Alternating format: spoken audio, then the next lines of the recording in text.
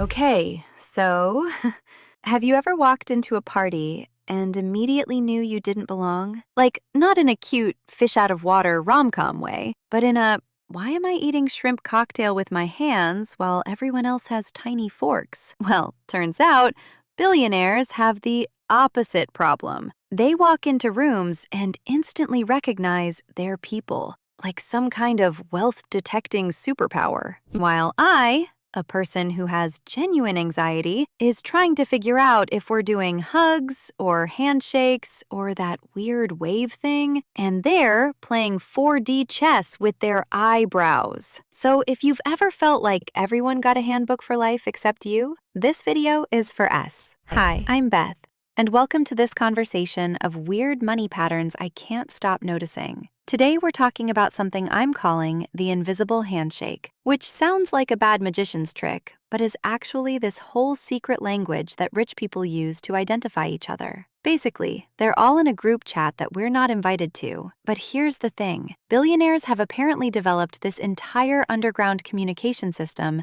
that's happening right in front of us. Like, while I'm trying to figure out if it's appropriate to take a second mini quiche, they're out here secretly communicating with their body language. So today, we're going to decode the secret signals of people who consider us financially irrelevant. But here's the thing, knowledge is power. And if we're going to build wealth, we might as well understand how the game is actually played. Understanding how wealthy people operate isn't just entertaining, it's actually useful. So let's crack the code together. So let's learn their language, shall we? All right, let's start with how wealthy people enter a room. Because apparently, I've been doing it wrong my entire life. So, picture this. You walk into a fancy networking event. What do? If you're like me, you immediately panic scan for someone you know, the bathroom, the snack table, an exit. You know, normal human survival things. But wealthy people? Oh no. They're playing a completely different game. Research actually shows that high-status individuals position themselves strategically near the entrance, usually for about a minute or two, just observing. They're scanning faces, assessing power dynamics, making mental notes about who's there and who's worth connecting with. Meanwhile, I'm making mental notes like, is there spinach in my teeth? Or, why did I wear this? But here's what's wild. This entrance strategy serves two purposes.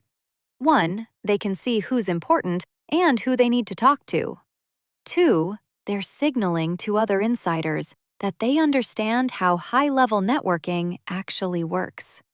Which, cool, but also, there's a protocol for standing? I can barely manage business casual. Now there's strategic standing? The energy this must take. Okay, so they've entered the room like wealthy ninjas. Now comes something based on what researchers call proxemics, which is basically the fancy academic term for how people use space to communicate. Rich people don't just stand anywhere. They position themselves at specific angles that naturally create what I'm calling exclusive microenvironments, which sounds like something from a sci-fi movie, but really just means they stand in a way that subtly discourages interruption. They'll angle themselves like this, and suddenly there's this invisible force field of, don't interrupt, we're discussing important things. And the really fascinating part? When two wealthy people recognize each other as peers, they unconsciously mirror each other's positioning and body language. It's actually a documented psychological phenomenon, rapport building through mimicry. Meanwhile, my body language is currently screaming, I'm one stumble away from falling into the cheese platter, which tracks.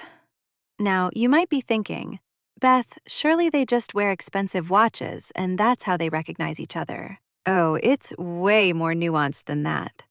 See, there's actual sociological research on this. It's called status signaling. And the ultra-wealthy have moved beyond obvious displays to what's called quiet luxury. We're talking specific combinations of items, expensive brands like Brunello Cucinelli that most people don't recognize, but cost thousands. Even the type of leather goods they carry. Like this pen? This pen says, I found this in a junk drawer. But their pen? Now, their pen is sending signals about their level of sophistication, their attention to detail, their membership in a particular economic class. And honestly, the fact that there's an entire language in accessory choices is wild to me. These people are out here communicating their status through stationery, while I'm just trying to find a pen that works. This one's dead. See? But here's the thing.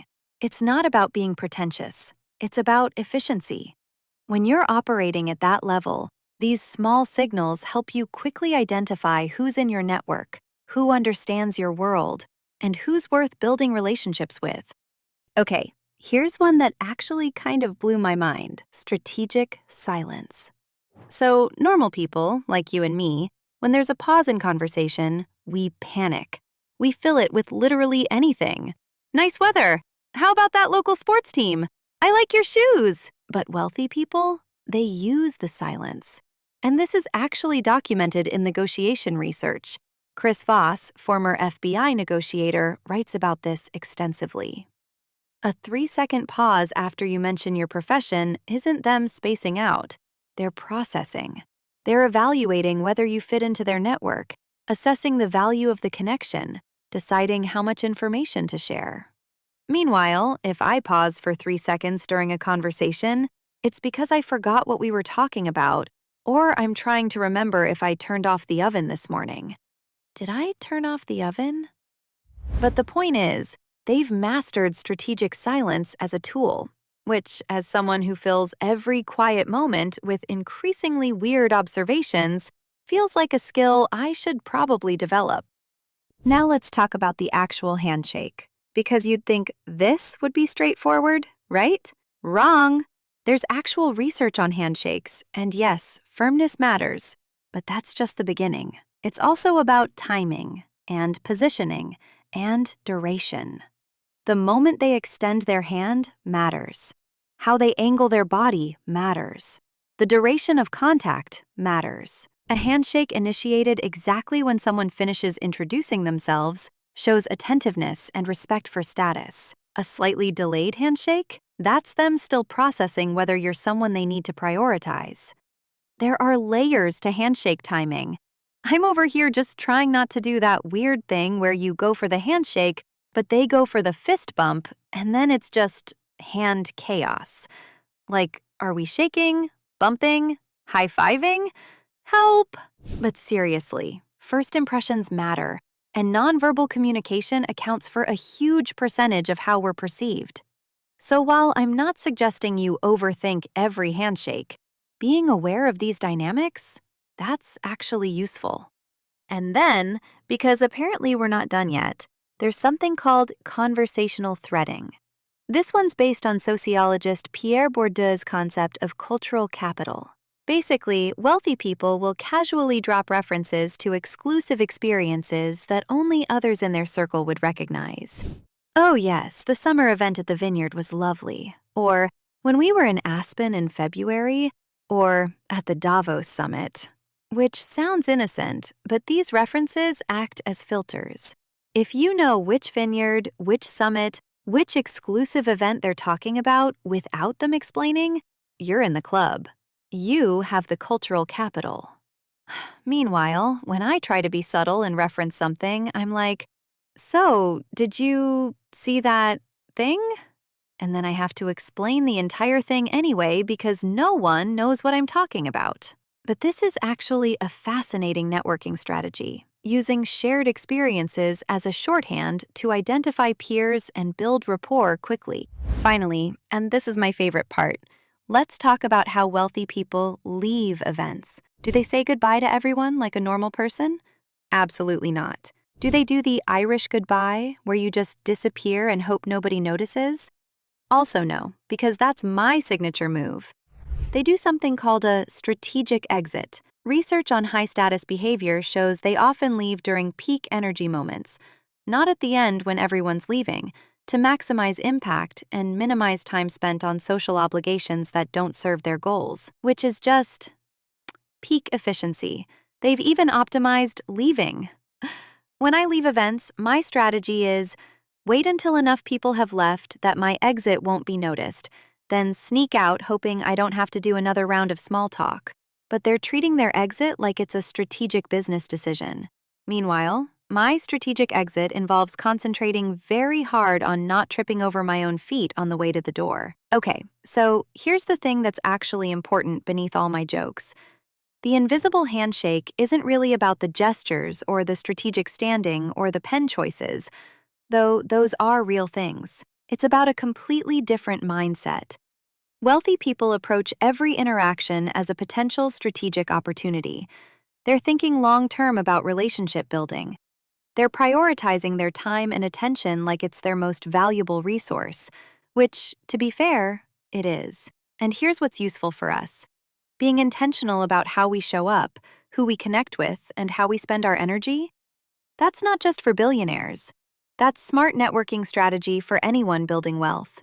Now, does this mean I'm suddenly going to calculate my handshake timing or strategically position myself at every event? Probably not. I'm still going to take 2 mini quiches. I'm still going to accidentally wave at people who aren't waving at me. And I will absolutely continue to do the awkward, "Which way are you going?" dance when someone's blocking my path. Because at the end of the day, authenticity beats strategy every time. But understanding these patterns, that's actually valuable. Because whether you're just starting your wealth-building journey or you're already making moves, knowing how the game is played gives you an advantage. So, what invisible signals have you noticed in professional settings? Drop them in the comments. I genuinely want to know what patterns you're seeing. And if you want more deep dives into how wealthy people think and operate, hit that subscribe button. Because knowledge is power, and we're all here to level up. I'm Beth, and I'll see you in the next video.